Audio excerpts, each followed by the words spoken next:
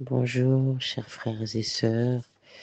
Je viens vous faire un témoignage concernant un souci de santé que j'ai eu. Il y a eu un jour où subitement j'ai eu une douleur au niveau de mon genou. Donc, faut savoir que j'ai pas eu de douleur qui a commencé pour dire une fois j'ai eu mal, pas du tout. Je n'avais vraiment aucune douleur. Et du jour au lendemain, une douleur, mais vraiment intense, euh, est arrivée, hein. Elle était vraiment forte, au point que je boitais, au point que je pouvais pas courir non plus, du jour au lendemain, avec des douleurs dans la nuit quand je dormais. Faut savoir aussi qu'entre-temps, j'ai eu une attaque spirituelle, hein. Vraiment, je sentais que j'étais attaquée. Donc, j'ai commencé à prier. Et puis, j'ai fait une IRM, hein, suite à cette douleur. Donc, j'ai d'abord été voir le médecin qui m'a envoyé faire des examens. Donc, en allant faire les examens, bon, on me dit que la rotule est foutue, il faut vraiment opérer. Voilà, il faut opérer, il n'y a pas d'autre solution. Donc, faut savoir que moi, j'étais contre l'opération, évidemment.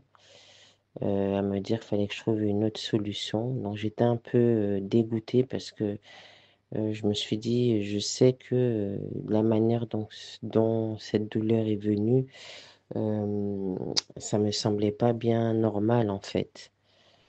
J'ai continué de prier, puis j'ai prié avec la sœur Marie-Laure. Il y a eu aussi un jour où elle m'a appelé et elle a prié pour moi. Et moi, j'ai continué dans la prière, de prier aussi avec les prières qu'elle fait en ligne aussi. Donc, de reprendre les prières et puis de me remettre à prier. Il y a eu aussi le moment, on avait mis en place aussi un jeûne. Moi, j'avais fait un jeûne aussi.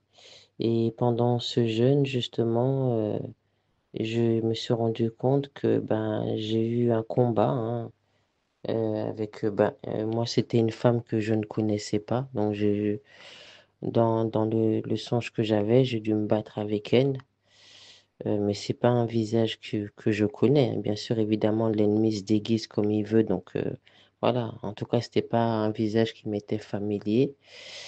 Ensuite, j'ai continué dans la prière et faut savoir que à l'heure d'aujourd'hui, la douleur s'est beaucoup calmée sans que je n'ai rien, enfin, du moins.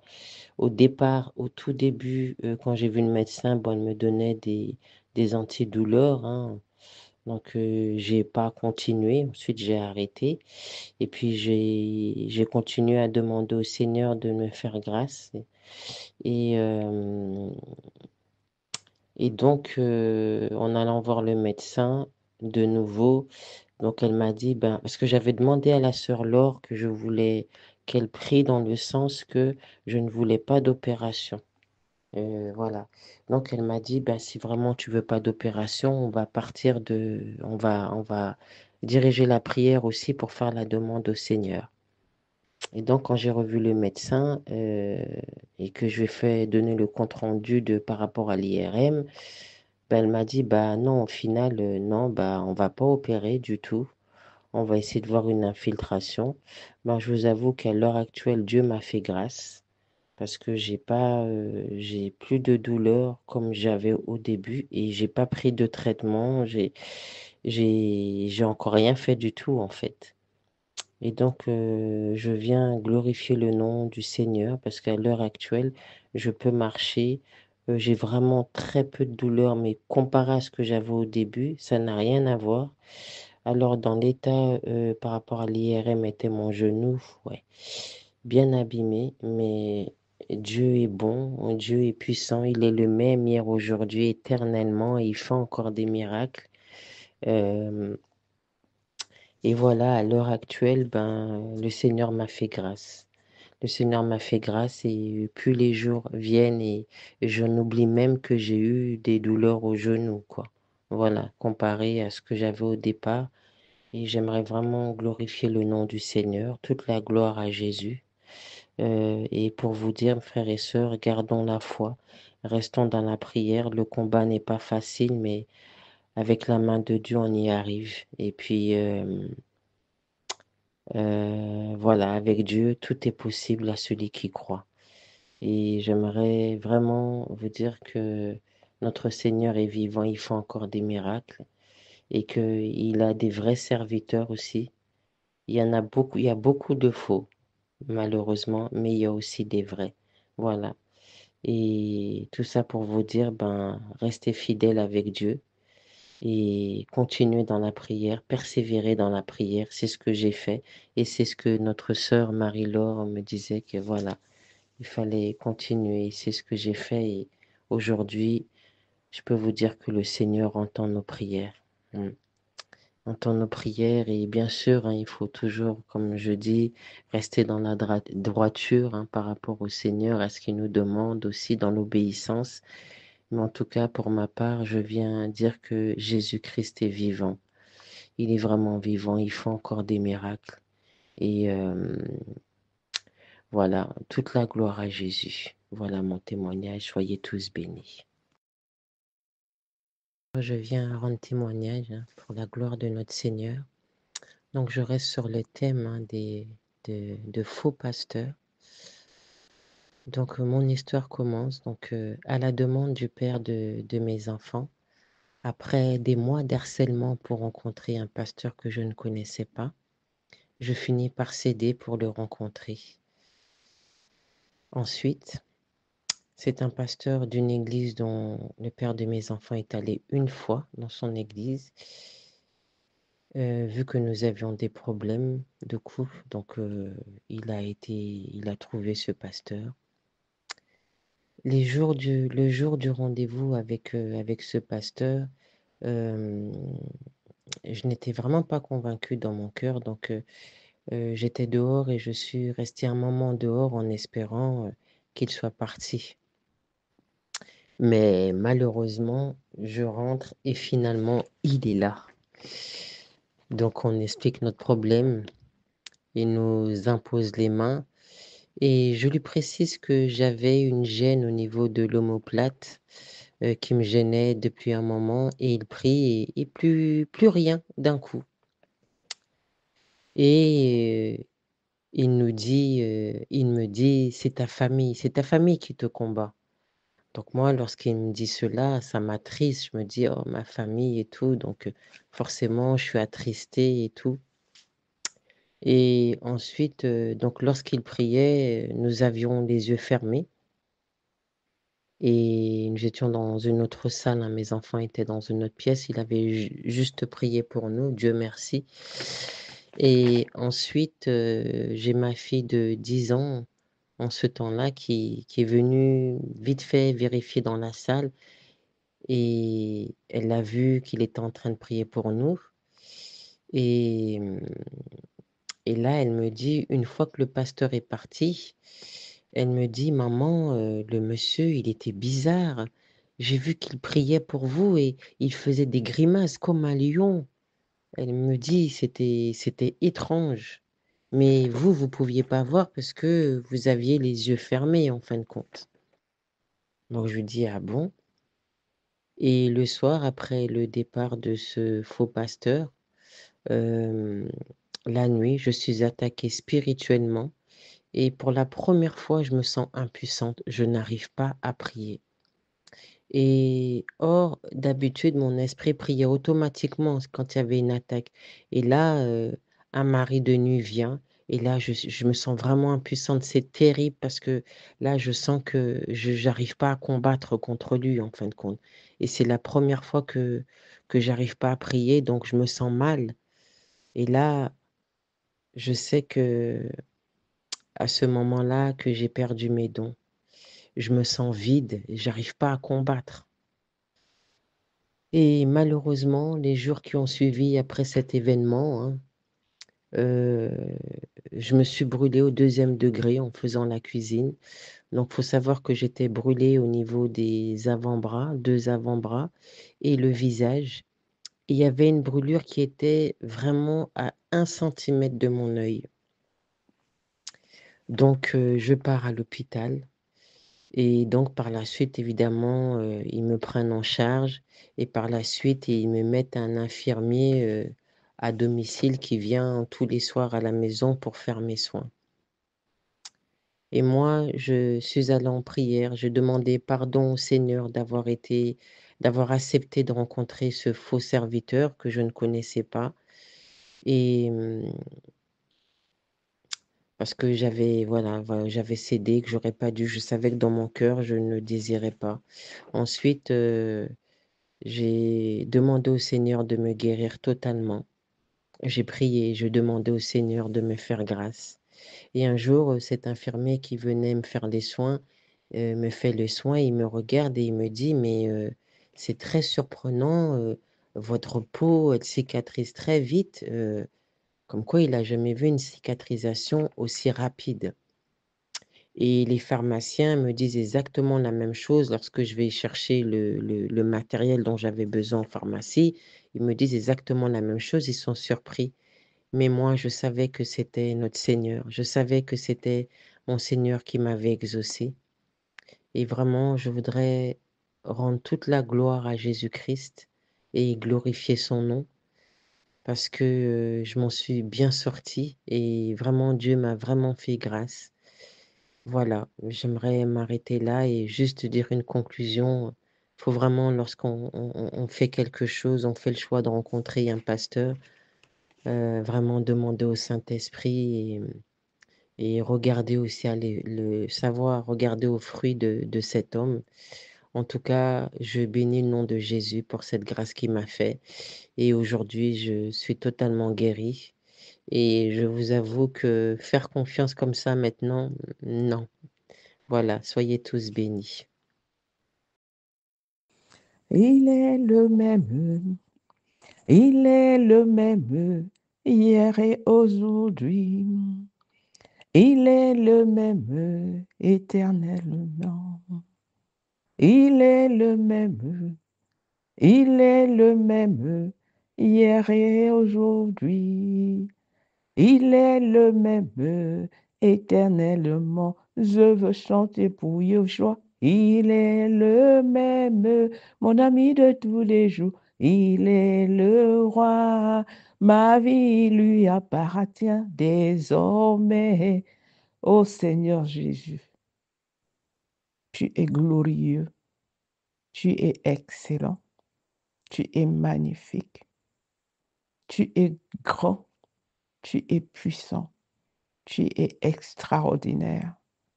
Tu es sans pareil.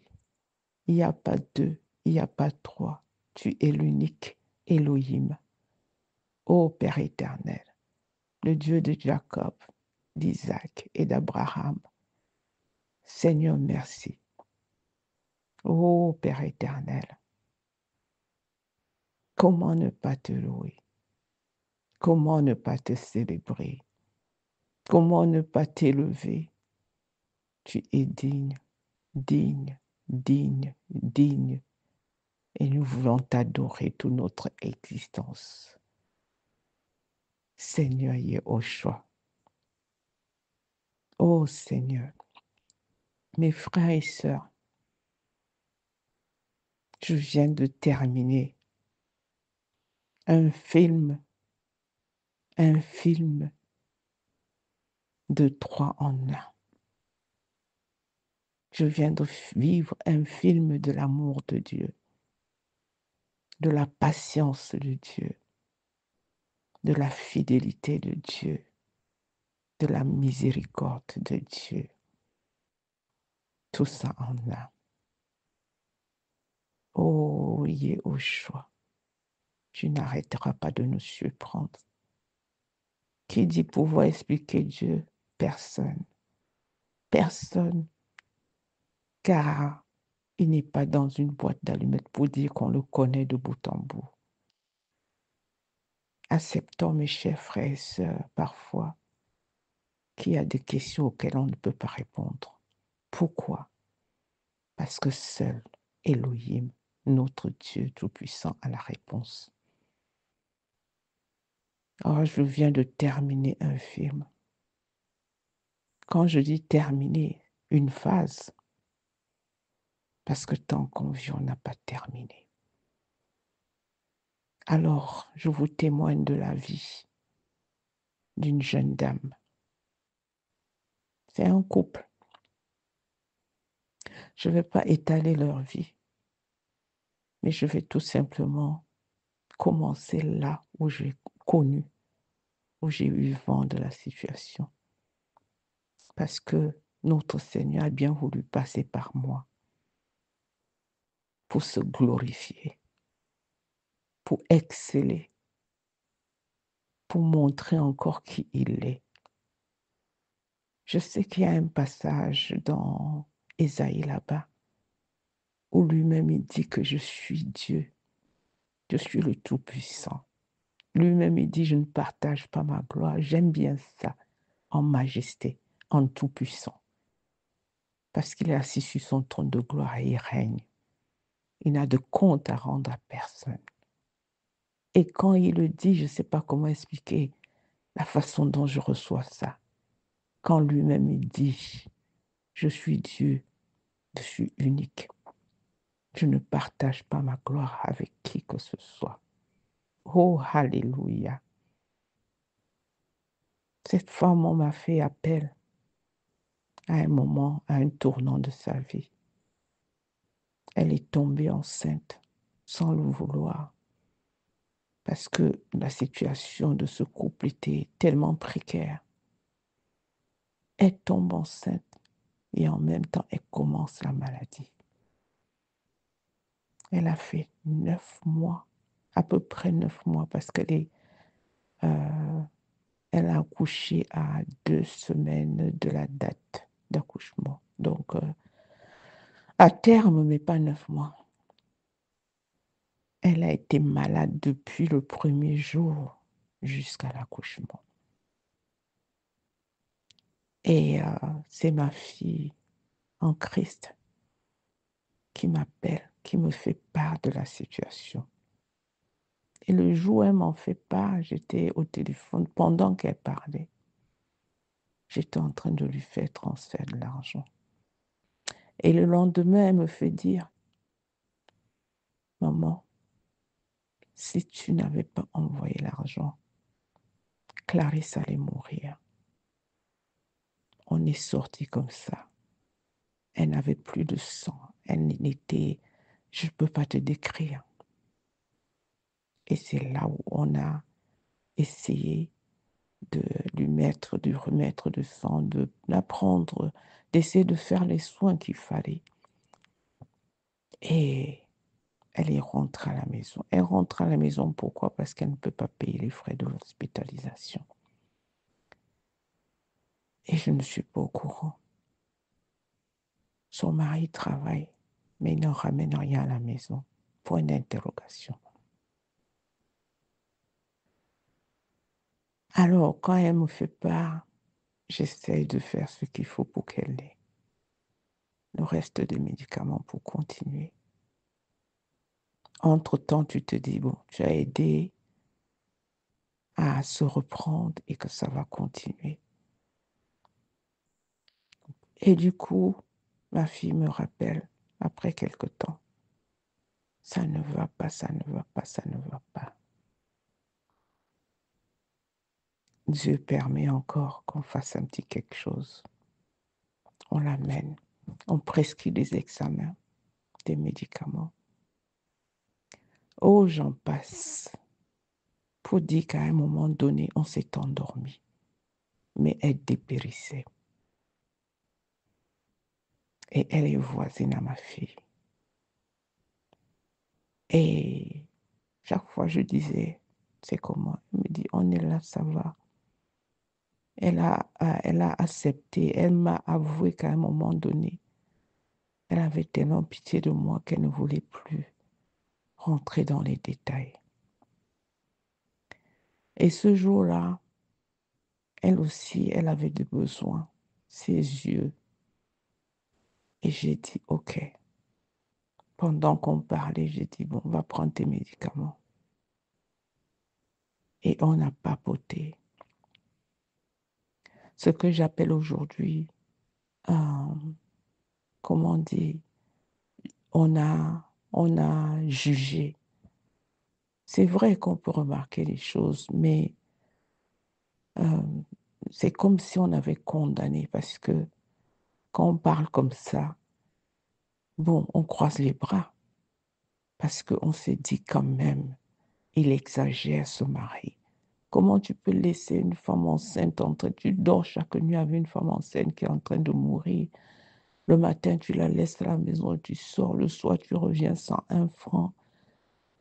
Tu attends, vous attendez quoi? Je ne sais pas. On appelle les sœurs ne bougent pas. La belle-mère est complètement démunie. Entre autres, je vais vous dire que c'est une orpheline. La mère est morte, elle était toute petite. Ce qui l'a même poussée à aller se trouver, se marier vite aussi. Bref, on parle comme ça. Tu vois, on se trouve des raisons pour être découragé. Comment? Oh, c'est quoi ça? Machin chouette. Et tout. Et on termine comme ça. La semaine là, un soir, elle n'a pas l'habitude de m'appeler à cette heure-là. Elle m'appelle, elle me dit, maman, vraiment, l'esprit ne me laisse pas tranquille. J'ai beaucoup de remords. C'est comme si je suis venue chercher à manger et le plus gros, je t'ai encouragé à baisser les bras. Je parle de Clarisse. Ça ne va pas, maman, ça ne va pas. Elle est blanche comme la patate, la pomme de terre. Les pieds sont enflés, elle n'arrive pas à manger. Le corps est maigre, on voit seulement le petit ventre. Je dis, et le bébé? Elle me dit, ah, elle sent le bébé. Et c'est depuis qu'elle faisait les contractions, depuis au moins 4 mois. Mais quand elle va à l'hôpital, on dit que le bébé n'est pas prêt de sortir. Et c'était trop. C'est-à-dire, on essayait plutôt de garder l'enfant, car ça devait être un grand prématuré. Et on connaît nos problèmes en Afrique. Donc, elle dit, ça ne va pas. Je te jure, et moi-même, je suis dans une culpabilité terrible. Comme Dieu sait comment il fait ces choses, j'avais reçu quelque chose. Pendant ce temps, on parlait, j'envoie l'argent. Je dis, pardon, il faut qu'elle aille à l'hôpital. Non, elle m'avait appelé un matin, parce que généralement, elle m'appelle le soir. Et là, un matin, c'est le matin qu'elle m'appelle. Mais elle est déjà partie à son petit boulot. Je dis, je ne sais pas comment ça se passe chez vous. Mais voilà, je t'ai envoyé un peu d'argent. Si tu peux trouver le moyen de rentrer pour l'amener à l'hôpital, parce que tel qu'elle me parlait, mon cœur était en train de battre fort. Alors je lui dis, je ne sais pas, appelle-la. Et elle me dit, elle n'a pas de téléphone. Elle n'a jamais eu de téléphone parce que, comme je vous dis, la situation est tellement précaire que le minimum, même pour manger, parce qu'ils ont d'autres enfants. Et les enfants ne vont même pas à l'école. Il n'y a pas on ne peut pas payer la pension. Je dis, débrouille-toi. Je ne sais pas, tu peux donner à son mari. Son mari même, je ne sais pas si il ne va pas vouloir réparer la roue de sa moto parce qu'il fait la moto. Il ne va pas vouloir. Oh, l'argent que je donne là, vraiment, c'est pour porter Clarisse à aller à l'hôpital. Et il faut aller à l'hôpital à Garnison. N'allez pas ailleurs. La Garnison, c'est un hôpital militaire qui est encore passable là-bas chez nous au Cameroun. Euh, Ma cousine m'avait dit, là-bas, tu peux avoir des soins. Te prennent en charge parce qu'ailleurs, on te dit, donne l'argent si tu n'as pas l'argent. Ou quand l'argent finit, ou même on n'utilise pas l'argent à tes soins. Ils en font ce qu'ils veulent.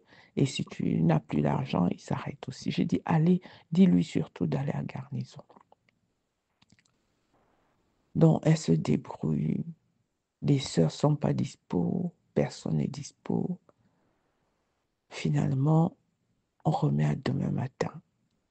Elle rentre, elle transfère l'argent à son mari en lui donnant des consignes.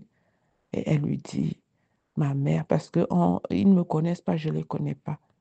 Donc, elle dit seulement, ma mère, tu sais que je n'ai pas l'argent, tu sais d'où ça vient. C'est ma mère toujours. Et vraiment, j'avais fait l'erreur au départ de ne pas vous demander de toujours me donner le reçu, de faire le point. Parce que quand quelqu'un donne son argent comme ça, il faut quand même lui faire le retour pour la rassurer. Je dis, pourquoi tu fais ça, ma fille?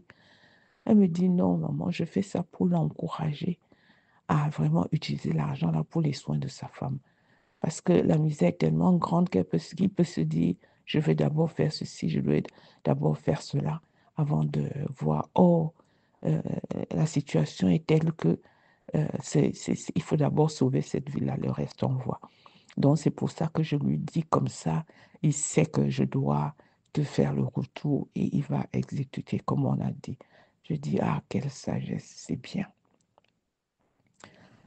Le matin, donc, le mari la transporte à l'hôpital Garnison, comme je conseillais. Et on va là-bas. Elle n'a même jamais fait d'écho, elle n'a jamais rencontré un gynéco. Néanmoins, ils font ce qu'ils font, gloire à Dieu. Et ils font l'écho, ils font tout. Ils voient que, ils disent non, tu ne rentres pas, tu vas accoucher, tu es en travail. Et je crois que comme elle était en travail depuis des mois, elle ne savait pas. Et c'est là où le mari rentre à la maison, il prend les quelques petits effets que ma fille leur a acheté un peu, un peu. Il rentre à l'hôpital. Mais non, les choses se compliquent. Elle est en travail, mais le col ne se dilate pas. On envisage une césarienne. Et avant d'envisager une césarienne, il se dit, OK, on va faire le traitement et voir ce que ça va donner. Alors, il commence un traitement, le corps commence à se dilater et jusqu'à 3, 5. En fait, elle était à 3 doigts, mais le corps ne bougeait pas. Donc, le corps a commencé à dilater jusqu'au soir, donc la poche est rompue.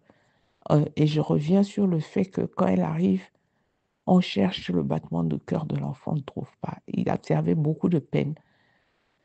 Et finalement, on a trouvé que le cœur battait et que l'enfant était en vie. Un rescapé. Je ne vous dis pas. Ah, cet enfant s'est accroché. Cette femme, je vous dis aussi, entre-temps, elle ne se nourrissait pas, elle n'arrivait pas à manger. Parce que dès qu'elle est forcée, on lui dit nourris-toi, nourris l'enfant. Elle prend une bouchée et elle vomit. Donc imaginez, pendant toute la grossesse, pas manger. Elle était blanche, les yeux sortis comme ça, maigre comme un clou, blanche, comme un cadavre. Donc, ça travaille, ça travaille. La nuit, on déclare que on doit faire une césarienne. Pourquoi? Parce que, effectivement, la pauvre, elle n'a aucune force pour pouvoir pousser le bébé. Le bébé, elle ne peut pas. Et c'est là où, oh, vous voyez que tout au long, là, il est au choix. Il est vivant. Non seulement il est vivant, mais il est là, il nous suit. Oh, ce papa-là. Vous lisez dans tout ce que je vous raconte là, tout ce que je dis de lui là. Et la patience, et l'amour, et la fidélité. Il veille et tout, vous voyez. Donc, maintenant, il faut la césarienne.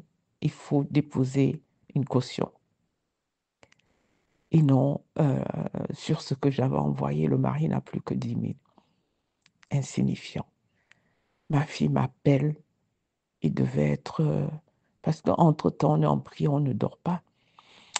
Elle m'appelle, il devait être, je ne sais pas, je crois 3 heures du matin ici, ou 3h30.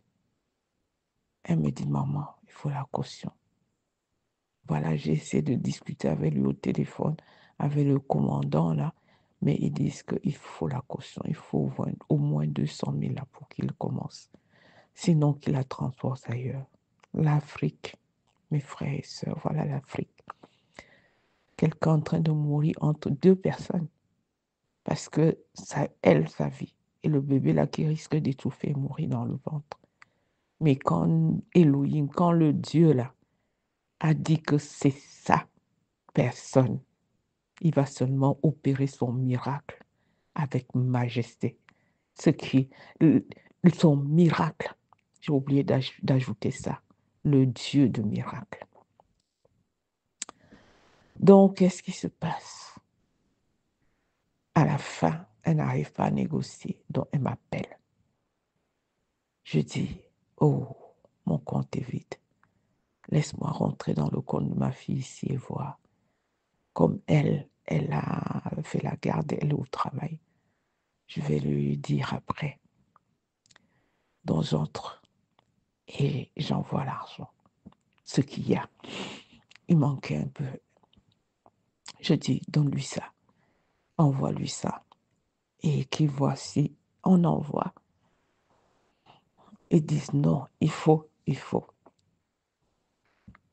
Et finalement, on a complété ce qu'il faut.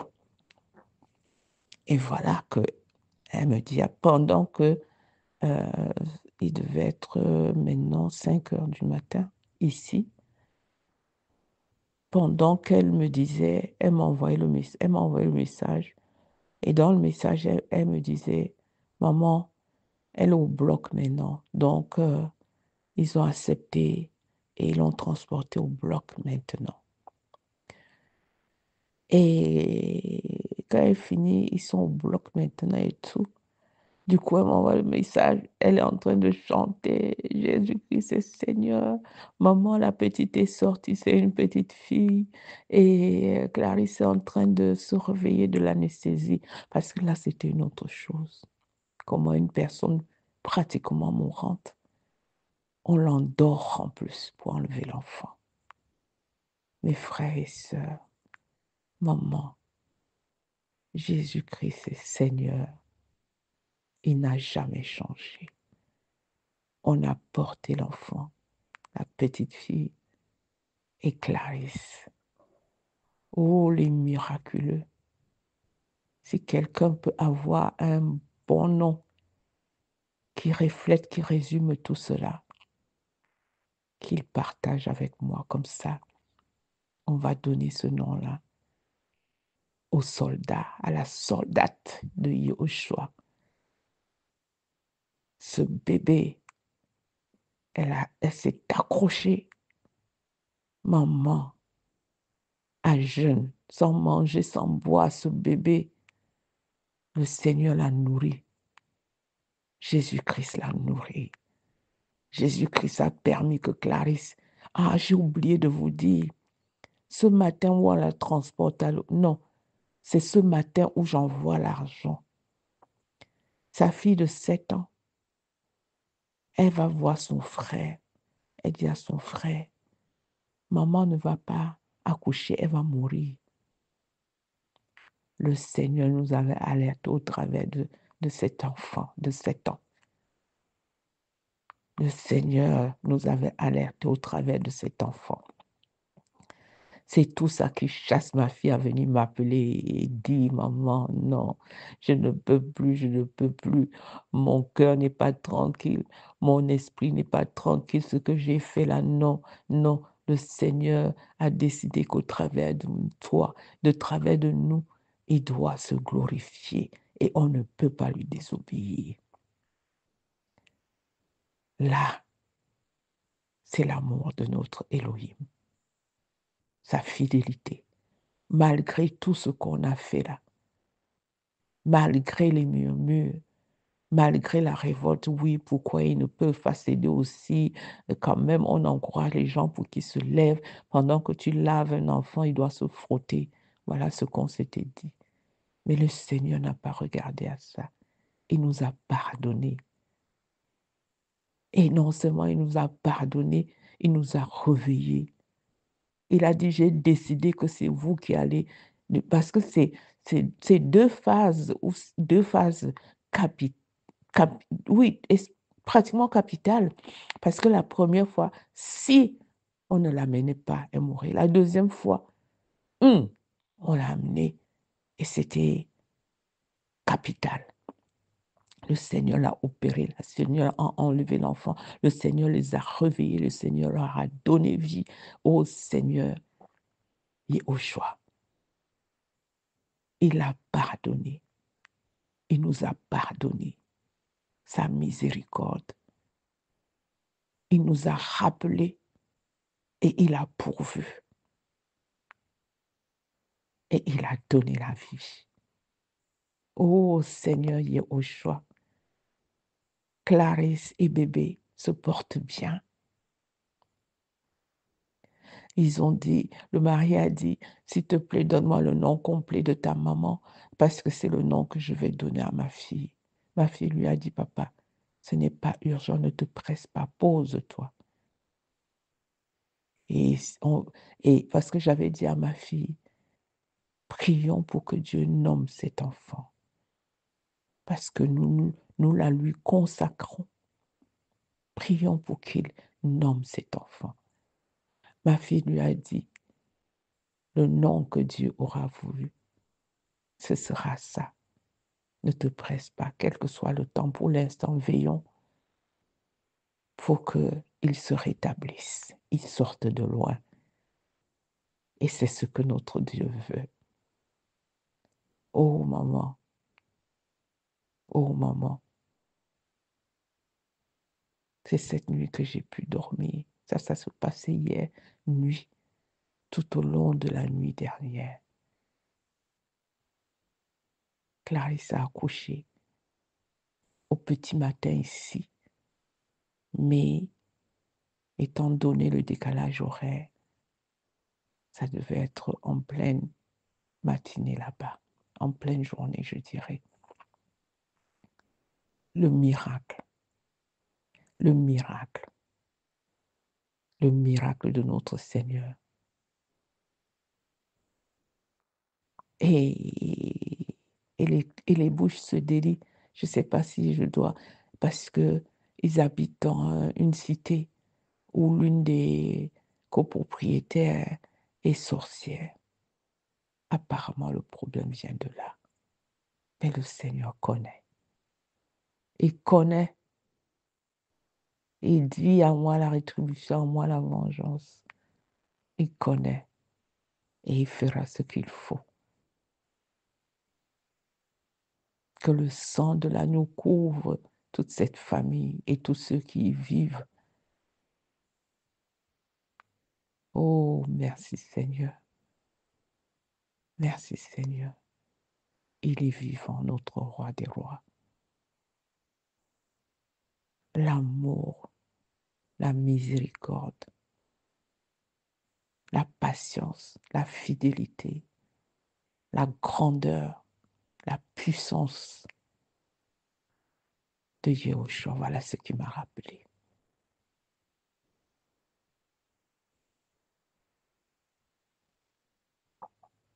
Voilà ce qui m'a rappelé. Merci Seigneur. Louons-le tout simplement. Louons-le. Louons-le, car il est le même, quelle que soit la situation, il ne change pas. La parole nous dit là-bas qu'il ne souffre d'aucune ombre de variation. Comment ne pas le louer? Oh Seigneur, merci. Merci. Merci notre Prince de la paix. Merci Elohim. Merci le lion de la tribu de Juda. Merci l'agneau immolé. Merci le Saint des Saints, le roi de gloire. Merci Papa, le puissant. Merci Père éternel, Yehoshua Amashia, Jésus-Christ de Nazareth, Elohim, Yehoshua, Père, Saint des Saints, roi de gloire, tout-puissant, Père, ô Seigneur Yehoshua, dans ta grandeur, dans ta majesté, dans ta puissance, porte élevez vos linteaux pour que le roi de gloire fasse son entrée. Qui est le roi de gloire? Jésus-Christ, Yehoshua, l'Éternel est des armées. C'est toi le roi de gloire, Père éternel. Et nous te célébrons, nous te disons merci. Merci Seigneur. Merci Yahweh. Merci Yahweh. Au nom de Yahushua. Au nom de Yahushua. Merci sainteté. Gloire et honneur te soient rendus à toi et à toi seul. Toi qui as régné, toi qui règnes et toi qui régneras pour des siècles et des siècles. Alléluia. Oh, je suis dans la joie. Je suis dans la joie. Merci Seigneur.